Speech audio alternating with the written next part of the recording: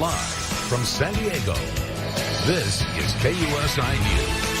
Today's San Diego City Mayor Todd Gloria will present his draft of his budget to the City Council. Last week, the mayor released his spending plan for the next fiscal year and proposed major cuts to arts, libraries, and rec centers. Other cuts were made to homeless services, zoning enforcement, park rangers, and even bike lane projects. If the budget is approved, this would mark the second year major cuts are being made to the San Diego budget. After the mayor presents the budget this afternoon, the city's independent budget analysts will then conduct a review of the proposed budget by April 29th, and then from there, the final budget is set to be approved by June 15th per law. Well, here to discuss some of those cuts, the General Director and CEO of the San Diego Opera, Mr. David Bennett. Mr. Bennett, last time we were chatting, we were talking about all the glorious shows you had all lined up, and now this conversation comes to be, I don't know if the word is not to be expected, but it just seems like whenever there's money is tight, it's the arts that take it the hardest. It's true. And you're seeing that right now. You knew cuts were coming. Were you surprised at the severity of them? let's be clear, this is not about cuts. It's about eliminating. There you go. Arts programmatic support. Eliminating. There's specifically, be specific about that, sir. That all programmatic support that's in the city budget is being cut entirely. There's a little bit of funding that will stay, and that's funding that comes from the state, so it's really a sort of a pass-through. But all programmatic support to every arts organization from small and large is being eliminated entirely. There's no other city in the United States that this is being proposed. And I imagine when that news hit, it took a lot of wind out of a lot of sails. Yes.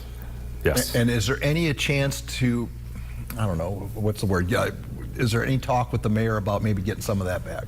Well, there's always a back and forth, right? So the mayor's presenting his budget today to council, and then there'll be an opportunity for back and forth. And again, as you said, there'll be a budget analyst that will look at it. And of course, public input plays a very big part in the decision making. So there's opportunities for everyone who thinks that arts are vital to have their voices heard. So that's the call to action for people who are watching this right now. If you're a big believer in the arts, and I think a lot of us are, right, maybe now's the time to get off your duff and make a phone call. Absolutely. Or write an email. Mayor's office, council members, you can write to the UT, letters to the editor, all of that. Is that kind of thing effective? Very effective. So you can see where politicians could be influenced by their constituents. Absolutely. All right, so in the event this budget stays, what do you do? Well, cut programs. This is programmatic support. The only thing you can do is try to raise the money somewhere else, but this really will lead to programs being cut. And programs that people think of, well, we're the opera. It's not just about performances of the opera. We also spend about $300,000 a year in in-school education. So we were replacing education programming that is arts education programming in schools that has already been cut at our expense. So if we're cut, some of those programs will have to be cut, not just by us, but lots of other organizations.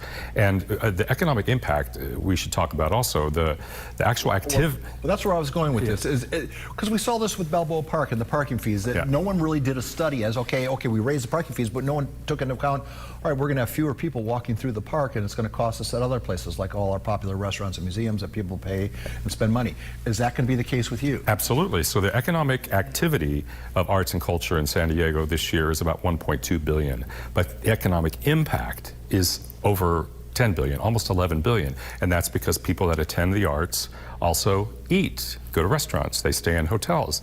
So the knock-on, the continuing impact of that is really pretty profound. So when people say, oh, well, then why doesn't the, because I get a lot of pushback, well, if they're generating so much money, then why do they need taxpayer support?